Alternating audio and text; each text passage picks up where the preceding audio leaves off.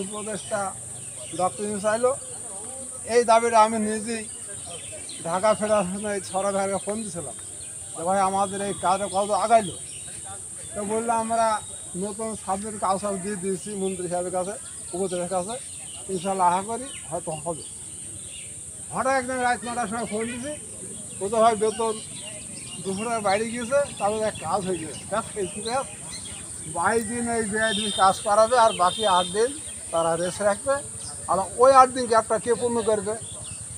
বললো, আমাকে বললো ওই 8 দিন গ্যাপটা কোনো কর্তৃপক্ষ কাগজ করাবে, সেটা কর্তৃপক্ষ জানবে। আবার ওই 8 দিন পুজোকে ওই তাহলে আমরা মাসে আবার তাহলে আমাদের 15,400 টাকা হইলো, তাহলে আবার 400 পারলাম, আর বেশি পারলাম না। কিন্তু আমার বোনাসও বন্ধ হয়ে যাবে, আবার বাকি জায়গা তার বোনাস তাদের হবে। এরা চক্র ফেল দিবে। তো বলে এরা কখন আইন দেওয়া যাবে না, তো বিআইডি ছাড়া তো আমাদের ছাড়া করতো না। আমি ঢাকায় গিয়েছিলাম।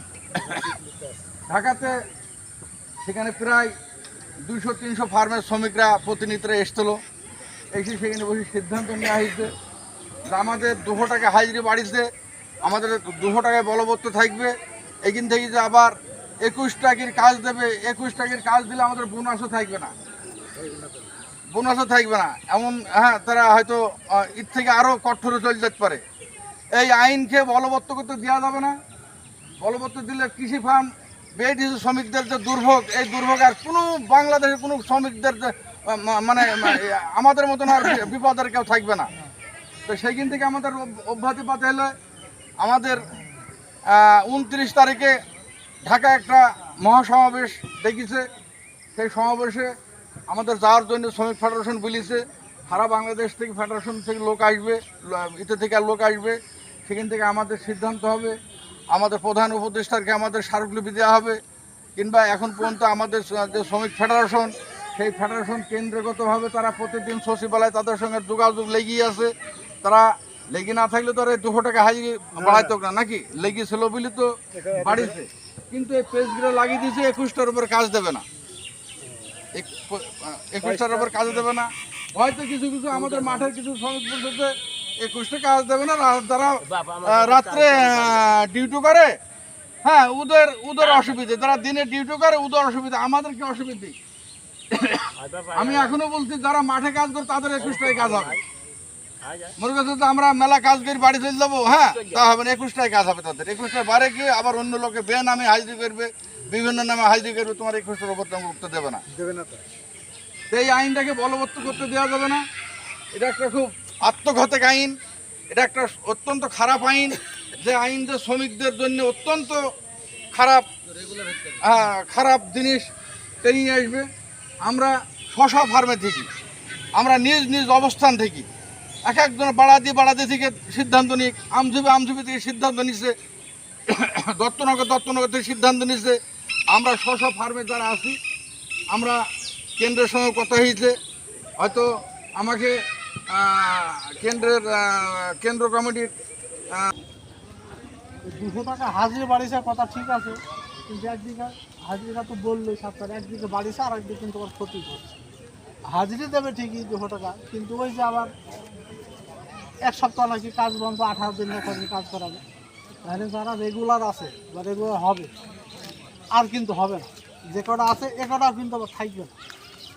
ওরা হয়তো মনে করছে থাকবে, এ কটাও থাকবে না। তাহলে আমরা যে বোনাস ভাতা যেটা পাই সেটাও কিন্তু সেটাও কিন্তু বন্ধ হবে, সেটাও কিন্তু আমরা সেটা।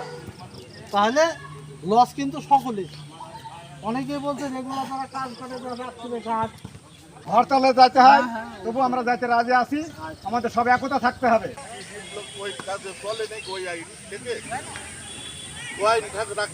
সেইটাই রাখতে পারবে না সেটির বিষয়ে আলোচনা কথা বলবেন। মানুষ 30টা কাজের জায়গায় 40টা কাজ করেও কাজ পুরাইছি না আমার। কাজ করে ওইসব কাজ চলে নাকি, খারাপ চলে না, যে কারণে আমরা কোনো সুযোগ সুবিধা আমরা পাই না। জি, আমরা যে সুযোগ সুবিধাগুলো পাই নিয়োগ নিয়ন্ত্রণ নীতিমালা অনুযায়ী। জি, কিন্তু দুঃখজনকভাবে গত মে মাসে অর্থ মন্ত্রণালয় একটা নীতিমালা করছে। জি, সেই নীতিমালার ভিতরে শুধুমাত্র মজুরি ছাড়া জি, আর কোনো ধরনের কোনো সুযোগ সুবিধা নাই। জি, অর্থাৎ কথাটা বন্ধ করুন। এডিসি কর্তৃপক্ষ এখন সেটা আমাদের উপরে চাপাই দিতে চাচ্ছে জি জি জি জি এবং এইটাকে যদি অর্থ মন্ত্রণালয় অর্থ মন্ত্রণালয়ের যে নীতিমালা এটা যদি এডিসি আমাদের উপর চাপাই দেয় তাইলে ভবিষ্যতে কোনোদিনই আমরা নিয়মিত হইতে পারবো না জি জি কথা বোঝা গেছে ভবিষ্যতে কেউ এবং আমরা এই যে একটা বোনাস পাই বা কোনো সুযোগ সুবিধা পাই অথবা আমাদের একটা আশা থাকে যে আমরা হয়তো কখনো না কখনো আমরা নিয়মিত হইতে পারবো জি জি জি এই আশাও নষ্ট হয়ে সে যাবে আশা নষ্ট হবে জি জি জি জি সুতরাং এইটা